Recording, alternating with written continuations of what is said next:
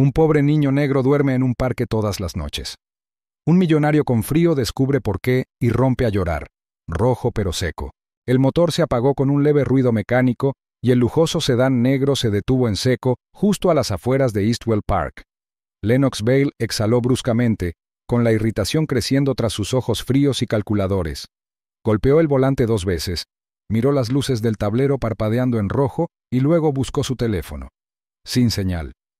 Típico.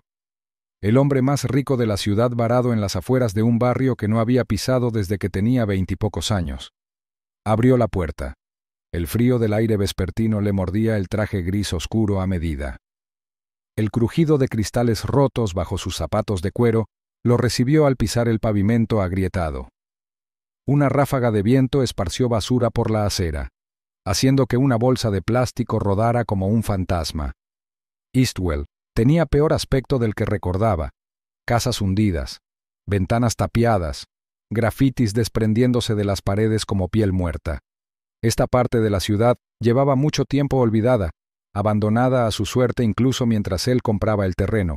Subía los alquileres y observaba desde la distancia. Metió las manos en los bolsillos del abrigo, subiéndose el cuello para protegerse del viento. Jonah pronto enviaría un coche de repuesto, pero Lennox odiaba esperar. La inquietud le subía por la espalda, la misma que sentía antes de una gran presentación de inversión. Miró calle abajo y vio la entrada del viejo parque.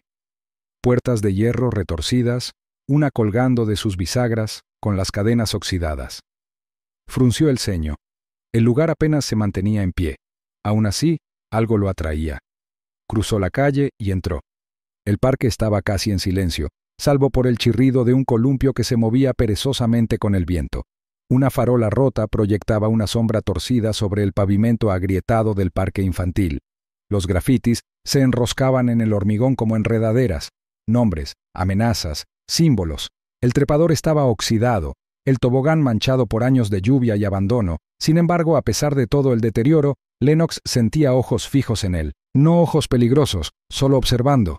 Entonces lo vio, una pequeña figura acurrucada bajo el tobogán oxidado, acurrucada como un signo de interrogación. Un niño, no mayor de 12 años, llevaba la capucha de la chaqueta puesta y apretaba contra el pecho una mochila roja abollada como si fuera lo único que le impedía desaparecer. Llevaba zapatillas desgastadas, con los dedos casi destrozados. Su aliento cubría el aire con pequeñas nubes irregulares. Lennox se quedó paralizado. El niño se movió al percibir movimiento. Levantó la cabeza de golpe, alerta como un animal perdido a punto de salir corriendo. Sus ojos se encontraron, grandes, penetrantes y marrones, con un gris frío e ilegible. Lennox sintió que algo se movía, algo desconocido. El niño no apartó la mirada. No suplicó, no habló, simplemente observó, tenso y listo. Lennox abrió la boca y la volvió a cerrar. ¿Qué se suponía que debía decir? Había visto a cientos de chicos así de pasada, en reportajes, en protestas, en noticias, pero nunca tan de cerca, nunca tan real. No estaba acostumbrado a afrontar las consecuencias de sus edificios, de sus decisiones. El chico habló primero. ¿Perdiste? Su voz era ronca, suave pero firme. No había miedo en ella, solo una sospecha cansada. Lennox parpadeó. Se me averió el coche. El chico asintió una vez, luego apoyó la barbilla en la parte superior de su mochila, sin romper el contacto visual. El momento se alargó. El parque está vacío al anochecer, dijo el chico en voz baja. La policía ya no viene por aquí. Lennox no respondió. No sabía cómo. Dio un paso lento hacia adelante sin saber siquiera por qué. El chico no se inmutó, simplemente observó. ¿Cómo te llamas? Swing preguntó Lennox con la pregunta extraña en su lengua. El chico dudó. Trell. Silencio de nuevo. La mente de Lennox repasaba posibilidades, cálculos, salidas. No debería estar allí. Este ya no era su mundo. Había construido su fortuna eliminando el desorden, simplificando el caos en números y contratos, pero ahora el caos tenía nombre y rostro. ¿Vives aquí? Swing preguntó Lennox, aunque ya sabía la respuesta. Trell se encogió de hombros y asintió brevemente. Es tranquilo. La mirada de Lennox se desvió hacia el banco cercano, una cama improvisada de cartón y una sudadera doblada. Vio el cómic deshilachado metido entre los listones del banco, el teléfono destrozado asomando por el bolsillo lateral de la mochila, la foto de un niño mayor con los mismos ojos que Trell, descolorida pero conservada con cariño en una bolsa Ziploc. Tragó saliva con dificultad. «No debería estar aquí», dijo Lennox, «más para sí mismo que para Trell». «Entonces vete», respondió Trell. No había desafío en su voz, solo resignación, la que nace de años de decepción. Lennox no se movió. Desde la distancia se acercó el agudo sonido de un motor. El coche nuevo. Lennox miró hacia la carretera, con los hombros tensos. ¿Tienes hambre?, Srenia preguntó de repente, sorprendiéndose incluso a sí mismo. Trell entrecerró los ojos. ¿Por qué? No lo sé. Se quedaron en silencio un largo rato. Entonces Trell negó con la cabeza. No necesito nada. Lennox se giró, irritado consigo mismo por siquiera preguntar. Empezó a alejarse, el viento levantando polvo alrededor de sus piernas. «Oye». Se detuvo. Trell se había levantado, con la mochila colgada del hombro, su pequeña figura recortada por la luz moribunda. «Te pareces a él», dijo Trell, con la voz más suave. «Mi hermano. La forma en que te quedaste ahí parado». Lennox no supo qué decir. Ni siquiera entendía por qué las palabras lo impactaron así. El coche de reemplazo se detuvo junto a la acera, elegante y negro, con los faros deslumbrando en la penumbra. Lennox subió sin decir palabra. Cuando la puerta se cerró y el motor ronroneó al arrancar, miró hacia el parque. Trell ya se había ido, envuelto en sombras.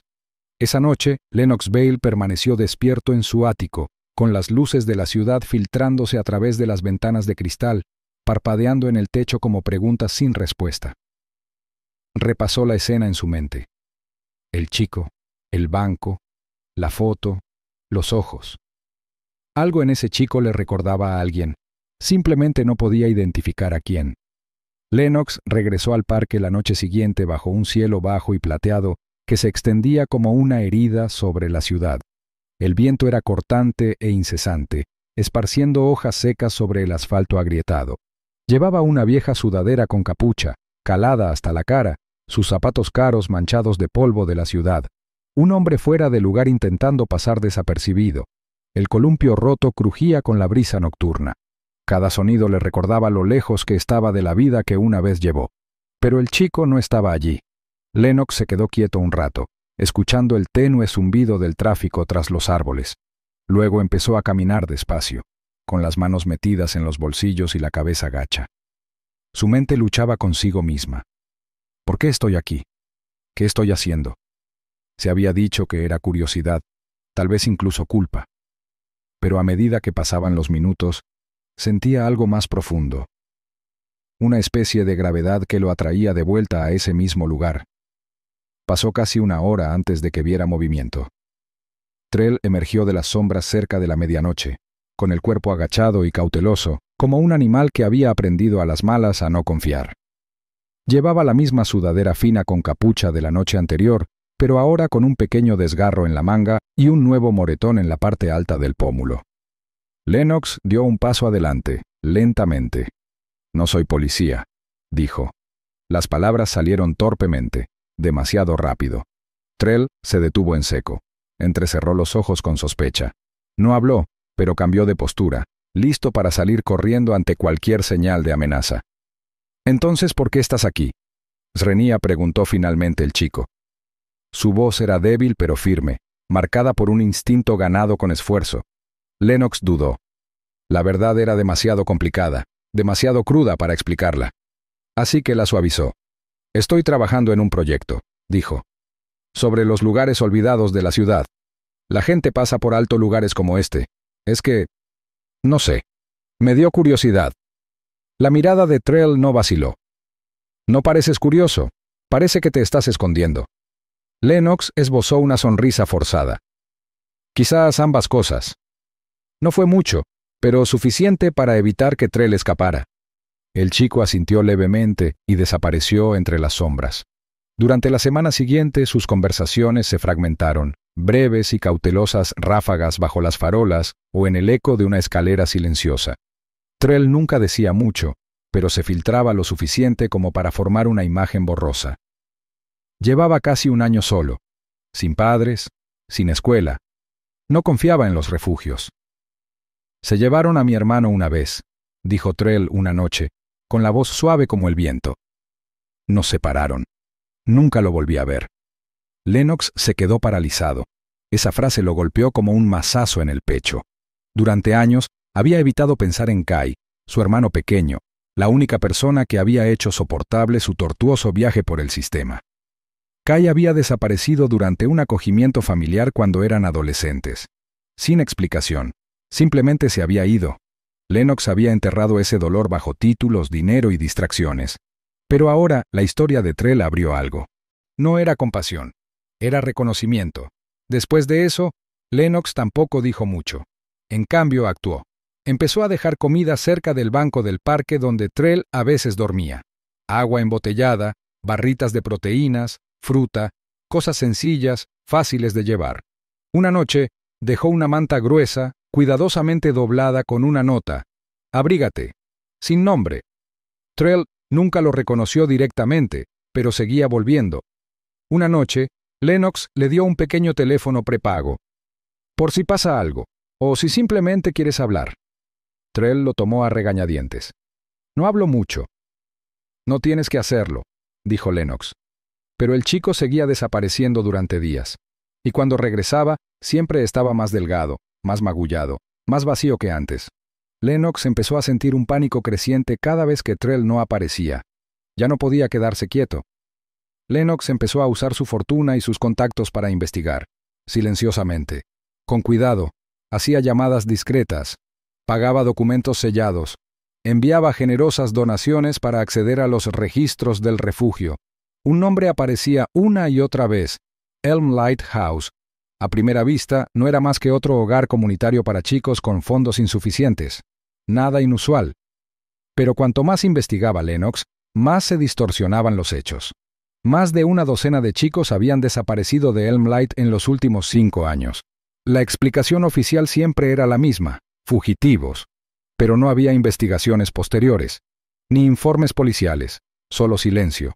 Siguió investigando. Algunos archivos habían desaparecido por completo. Otros habían sido editados u ocultos bajo etiquetas genéricas, pero Lennox había crecido en un sistema defectuoso, sabía qué lagunas buscar. Un rastro de papel finalmente lo llevó a un nombre: Riley Grimes, un hombre que figuraba como consultor de seguridad para Elm Lighthouse. Pero no había licencias ni credenciales, solo pagos en efectivo y contratos redactados con barras negras. Una noche, las manos de Lennox temblaban mientras revisaba los archivos digitales. El brillo de su portátil proyectaba sombras nítidas en su rostro. No se trataba de simple negligencia. Era algo organizado, deliberado. Los chicos eran descartados como basura, canalizados hacia algo más oscuro. Y a nadie parecía importarle. No podía respirar. Sintió un nudo en el estómago al abrir una carpeta comprimida marcada simplemente como Archivo 12. Dentro había imágenes de vigilancia granuladas con fecha de hace años. En una de ellas, apenas visible entre la borrosidad y el movimiento, Riley Grimes conducía a un adolescente de pelo espeso y rizado por una puerta lateral. El rostro del chico estaba medio girado, pero Lennox lo reconoció al instante. Kai. Miró la pantalla, con el corazón latiéndole con fuerza en los oídos.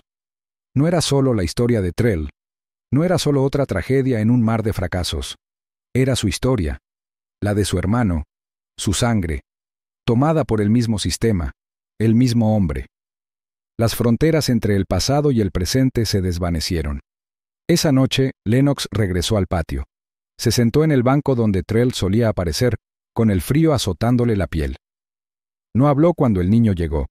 Simplemente permaneció en silencio, con los hombros tensos y los puños apretados sobre el regazo. Trell se sentó a su lado un momento después, observándolo atentamente. El aire estaba cargado de una carga tácita. Lennox apartó la cara, incapaz de sostener la mirada del niño. Entonces, lentamente, sintió una opresión en el pecho y las lágrimas brotaron de sus ojos. Intentó contenerlas, pero aún así cayeron, silenciosas y pesadas. Trell no se movió, no habló. Después de lo que pareció una eternidad, Lennox susurró: Creo que también se llevaron a mi hermano. Trell no lloró, no gritó. Se quedó quieto como una piedra, inmóvil, mientras Lennox le contaba todo.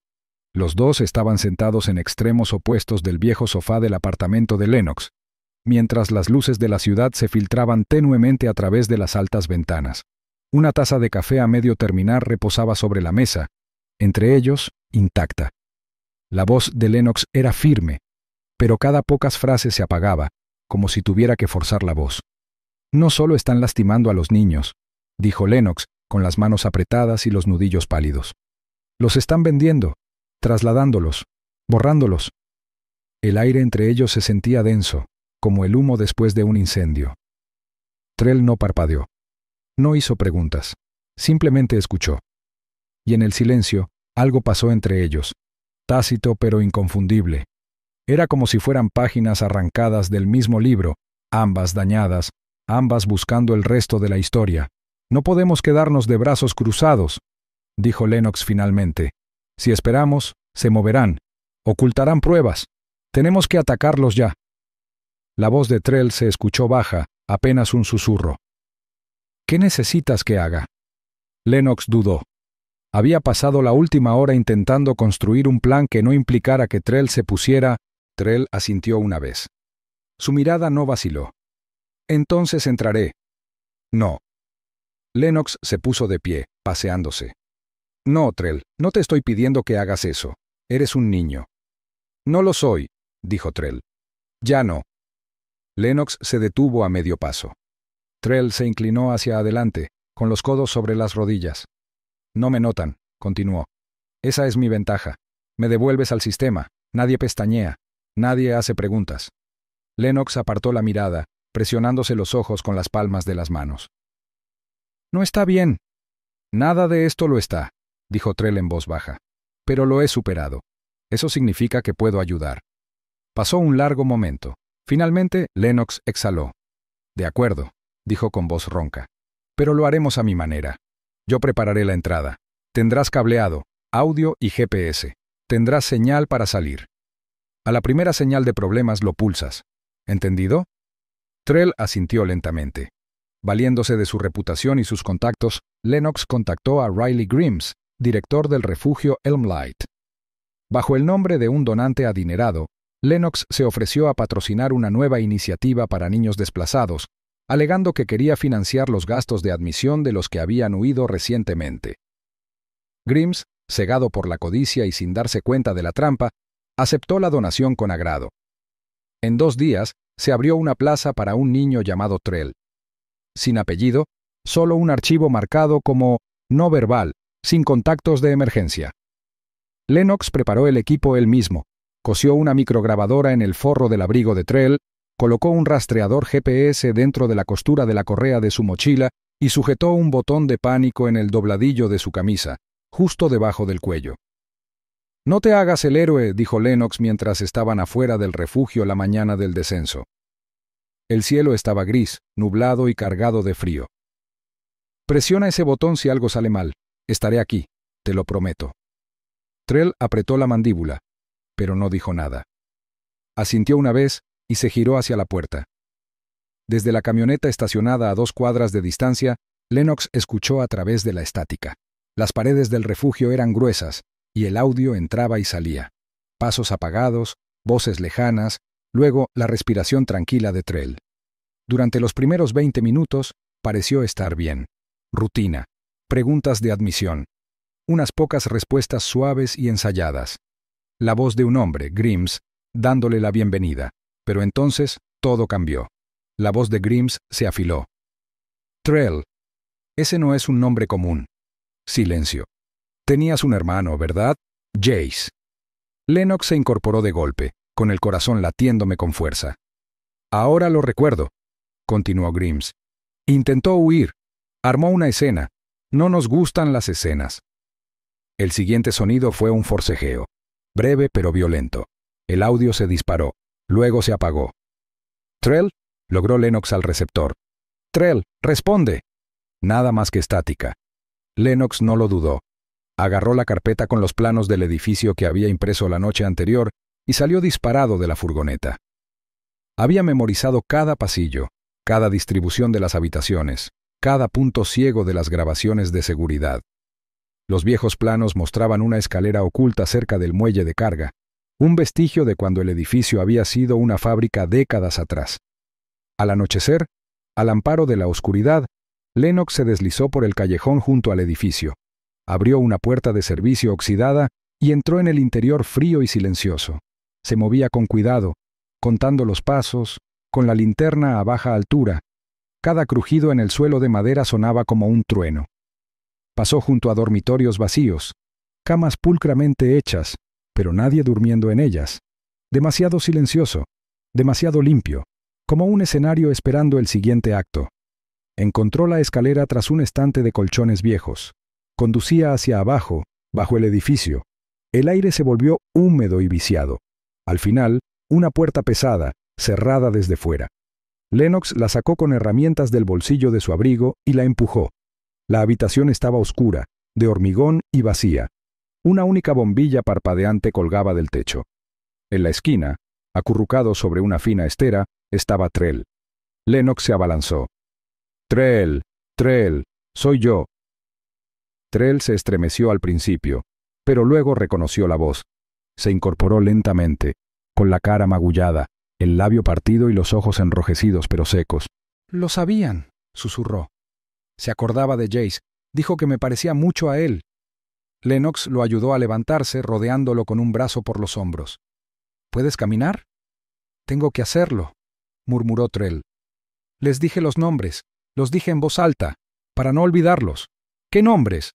«Los chicos, los que no regresaron». Escaparon por la misma escalera, moviéndose como sombras. Lennox cargó a Trell los últimos escalones. En la furgoneta lo recostó en el asiento y le quitó la chaqueta. La grabadora estaba intacta. El GPS había grabado toda la ruta. Y Trell, magullado pero vivo, les había dado todo lo que necesitaban. Esa noche, Lennox envió los archivos a un contacto de confianza en un medio de comunicación local. Incluyó el audio, las fotografías, la lista de nombres y transferencias, y un resumen de la operación tras las pulidas paredes de Elm Light. No durmió.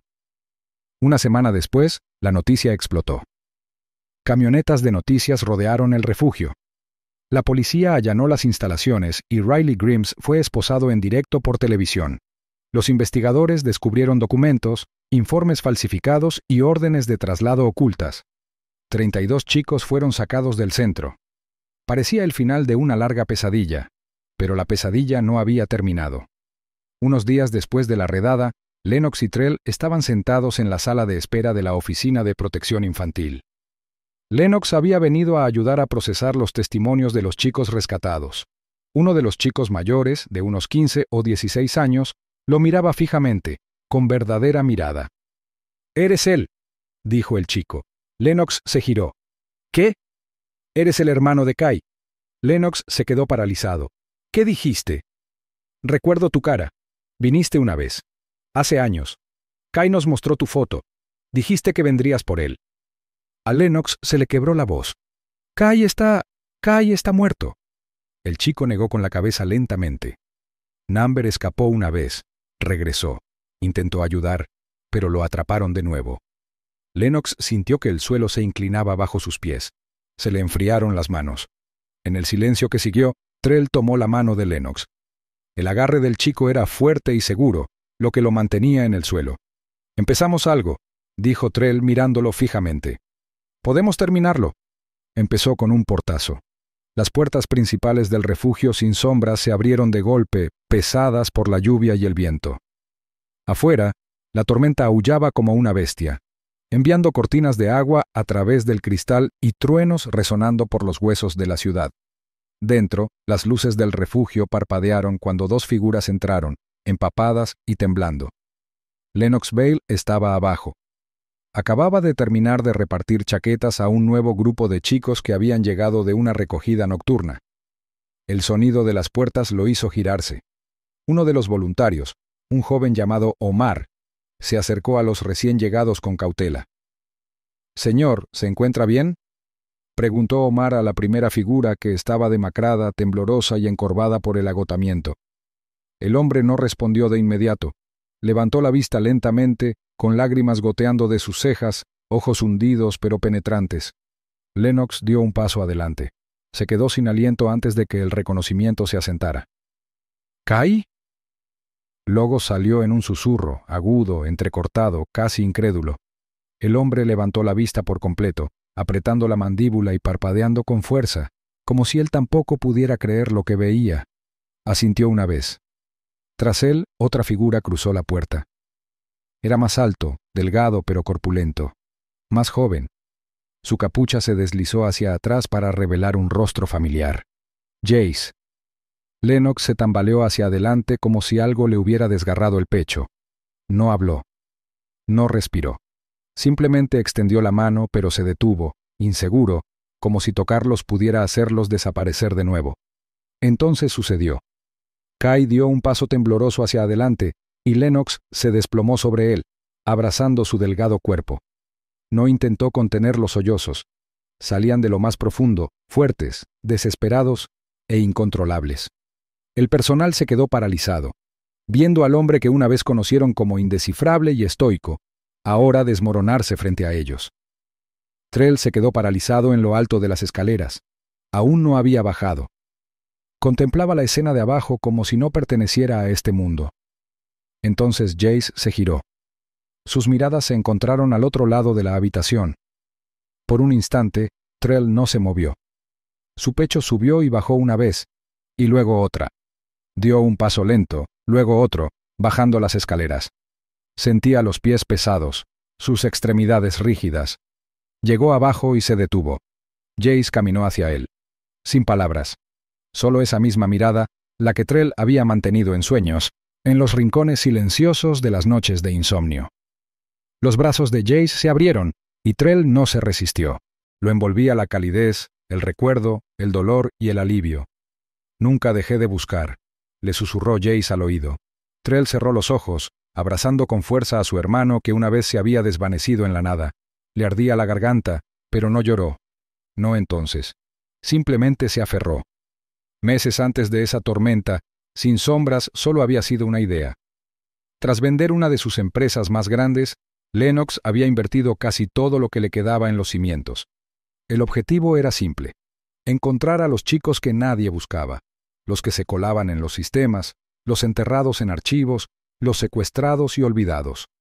El edificio era industrial, transformado de una antigua imprenta en un centro de mando.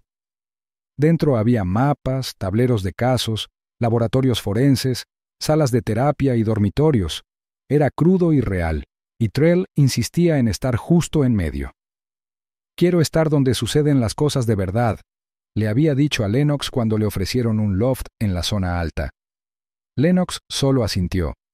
Entendía más de lo que Trell podía imaginar. Trabajaban día y noche, viajando cuando era necesario, pidiendo favores, asistiendo a redadas, estudiando documentos y descifrando patrones. Cada nombre que encontraban conducía a otro. Algunos eran callejones sin salida. Otros daban esperanza. Unos pocos se convirtieron en rescates, chicos rescatados de situaciones imposibles. La mayoría demasiado asustados para hablar, pero agradecidos por una mano tendida en la oscuridad. Trell había cambiado. Ya no era un fantasma que se arrastraba. Hablaba con claridad, dirigía investigaciones, tomaba decisiones difíciles. Lennox notó cómo los demás lo miraban ahora, no con lástima, sino con respeto. No era solo un superviviente, era un líder. Y Lennox, él también cambió. El hombre que antes se sentaba solo en los rascacielos ahora pasaba las tardes en la cocina del refugio, riendo con un café barato. Su oficina, antes silenciosa como una tumba, ahora sonaba jazz suave, con chicos entrando y saliendo, haciendo preguntas, aportando ideas. Abrazó al personal, sonrió, aprendió sus nombres y sus historias. Pero el dolor nunca desapareció. No del todo. Guardaba una foto en su cajón. 2 niños, abrazados, de pie en el patio de recreo de su antiguo barrio. Kai y Jace, sus hermanos. Desaparecidos durante años, oficialmente dados por muertos, hasta esa noche. Después de que se calmara el caos, después de que les dieran ropa seca y comida, Después de que arroparan a los niños y el personal regresara a sus habitaciones, Lennox, Trell, Kai y Jace se sentaron en la silenciosa oficina. La lluvia golpeaba las ventanas, ahora más suave, como una canción de cuna. Jace se inclinó hacia adelante, con los codos apoyados en las rodillas. Parecía mayor, su rostro agudizado por el tiempo y las dificultades, pero la luz en sus ojos seguía siendo la misma. «Hemos estado escondidos», dijo. «Huimos en cuanto tuvimos la oportunidad. Pasamos años bajo tierra, intentando sobrevivir. Pero no solo huimos, sino que observamos. Aprendimos cosas, encontramos nombres, lugares, relatos. Algunos siguen activos». Kai asintió, frotándose las manos para calentarse. «Trajimos archivos de verdad, todo lo que hemos podido reunir». Trell se inclinó hacia adelante. «¿Así que los estaban rastreando?» «Intentándolo», dijo Jace. «No era seguro contactar, no sabíamos en quién confiar. Entonces oímos hablar de Sin Sombras, de ti, y vinimos». Lennox se secó la cara con una mano temblorosa. Su voz era ronca. «¿Nunca se rindieron?» «Nunca», dijo Jace mirando a Trell de nuevo. «Ni con él, ni con ninguno de ustedes». Hubo un silencio, pero no vacío. Estaba lleno. De años perdidos, de dolor soportado, de esperanza reavivada. En las semanas siguientes, todo cambió de nuevo. Kai y Jace se convirtieron en parte de la fundación. Su conocimiento de primera mano dio nueva forma a las investigaciones. Las pistas llegaban a raudales. Las conexiones se hicieron más rápido. Trell, quien alguna vez fue el más joven de la sala, se convirtió en la cara visible del movimiento. Aparecía en entrevistas, daba discursos, e inspiraba respeto incluso entre los investigadores más experimentados. El patio de recreo donde se conocieron, aquel que una vez había albergado sombras y secretos, fue demolido y reconstruido. No como un parque, sino como un centro comunitario. Ahora había un mural en la pared. Mostraba a niños corriendo bajo la luz, ya no escondidos en rincones. Y cada tarde, justo antes del atardecer, Lennox se paraba en la puerta principal de ese centro, sosteniéndola. Los niños entraban corriendo, riendo, gritando su nombre. Los saludaba a todos con una amplia sonrisa, una mano sobre los hombros y una mirada cálida. Tenía dinero, tenía poder. Pero más que eso, tenía un propósito. Porque ahora entendía algo que una vez había olvidado. Ya no era solo un millonario. Era un hombre que recordaba cómo se sentía estar perdido y, aún más importante, cómo ayudar a otros a ser en contra